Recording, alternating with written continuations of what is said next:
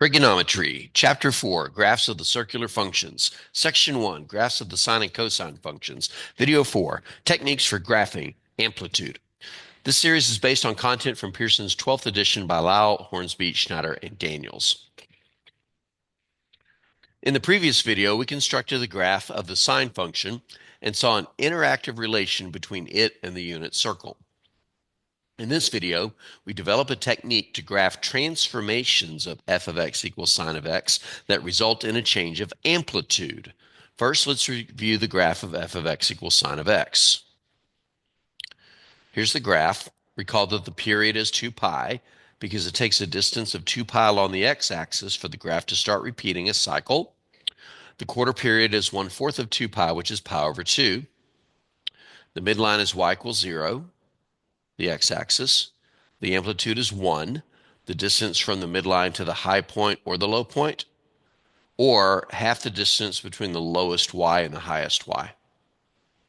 And the quarter period behavior over 0 to 2 pi is middle, high, middle, low, middle. Now let's compare two functions. F of x equals sine of x and g of x equals 2 sine of x. How do you think the graph of g of x compares to the graph of f of x? Let's think about it. F takes the sine, g takes the sine, and then doubles it. What would that do to the graph?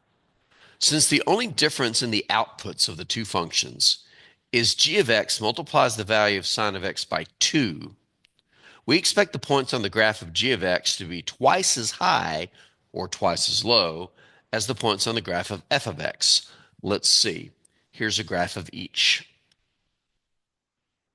The red one is sine of x. The blue one is 2 sine of x.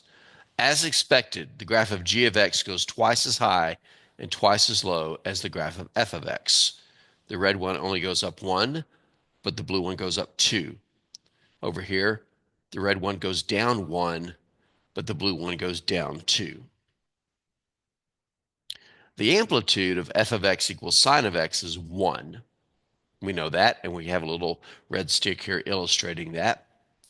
But the amplitude of g of x equals 2 sine of x is 2, represented by this blue stick. Thus, the coefficient of sine, the number in front, seems to determine the amplitude. But what would you think is the amplitude of g of x equals negative 1/2 sine of x? Based on the fact that over here, the graph of g of x equals 2 of sine of x had an amplitude of 2. What would you think the amplitude of this guy would be? Well, if you said the amplitude was negative 1/2, that's understandable. That's what we did back here. It's the number in front. But amplitude measures distance from the midline to the higher low points, and as such, amplitude is always positive because distance is always positive. So the amplitude is just 1/2, but what does the negative do?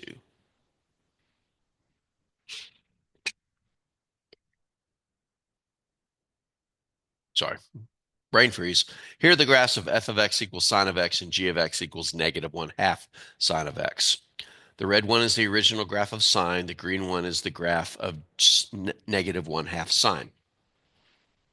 Now observe that the graph of g of x, the green one, does have an amplitude of 1/2. It only goes down 1 and up 1. But the graph of f of x, the red one, was also reflected across the x-axis to get the graph of g of x. So not only was there a change in amplitude, but we have a reflection invoked across the x-axis. This makes perfect sense. The function g of x equals negative 1/2 sine of x first takes the value of sine of x, in other words, what the red function does, then reduces the amplitude to 1/2, then changes the sign of the output. And since the output is the y-coordinate, what used to go up goes down and vice versa.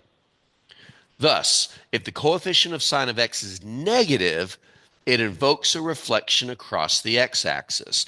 The amplitude is the absolute value of that coefficient because amplitude is always positive. So here's a summary of how to change the amplitude. The amplitude of f of x equals a sine of x is the absolute value of a for amplitude. If a is less than 0, The graph is also reflected across the x-axis. It's worth noting that since the range of f of x equals sine of x is from -1 to 1, then the range of f of x equals a sine of x is from negative absolute value of a to positive absolute value of a, since we're doing a stretch vertically. For example, the range of f of x equals -1/2 sine of x is -1/2 to 1/2. Negative absolute value of -1/2, positive absolute value of -1/2. Now you try. Pause the video and try the following. Determine the amplitude of the graph of each function, which invoke reflections across the x-axis. Most of these are straightforward except for the last one.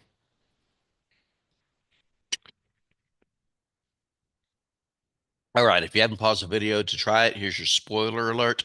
Solutions in 3, 2, and 1. Obviously, the negative ones invoke reflections. The amplitudes are the absolute values of the coefficients. On the last one, where the amplitude was W, we don't know if W is positive or negative. So the amplitude is the absolute value of W, and it would invoke a reflection if the W was less than 0.